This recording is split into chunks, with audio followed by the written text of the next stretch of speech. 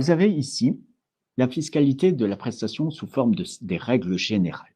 Donc, un tableau qui permet de présenter les prestations du contrat de prévoyance, le décès, l'invalidité, ses annexes, le décès, ses annexes, l'invalidité. On verra le sort ensuite particulier de l'arrêt de travail. Vous avez quel est le paiement de la prestation sous quelle forme, capital ou rente? Est-ce que c'est soumis au droit de succession et est-ce que c'est imposable à l'impôt sur le revenu? Alors, on va reprendre chaque catégorie de revenus. Lorsque quelqu'un décède et que des capitaux d'essai sont versés donc aux bénéficiaires, les capitaux d'essai sont exonérés de droits de succession pour la totalité du montant.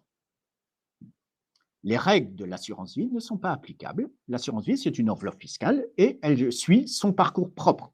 Lorsque vous avez dans un contrat de prévoyance la protection d'1 an de salaire, 2 ans de salaire, 3 ans de salaire, donc 100% du montant de la rémunération brute ou 200% de la rémunération brute du salarié décédé, il n'y a pas d'abattement.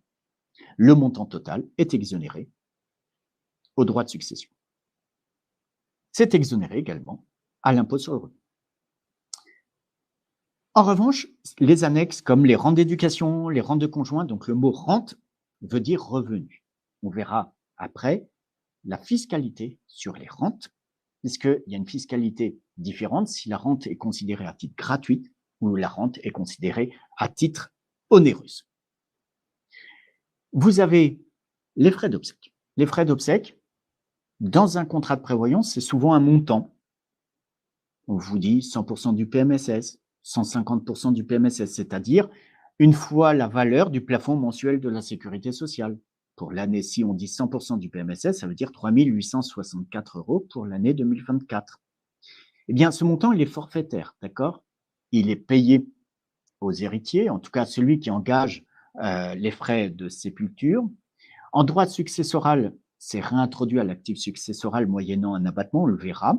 Et puis, à l'impôt sur le revenu, c'est déductible que sous condition que c'est payé par un tiers et qu'il n'y avait pas d'actif successoral pour payer les frais de sépulture. Donc, on va le voir très précisément.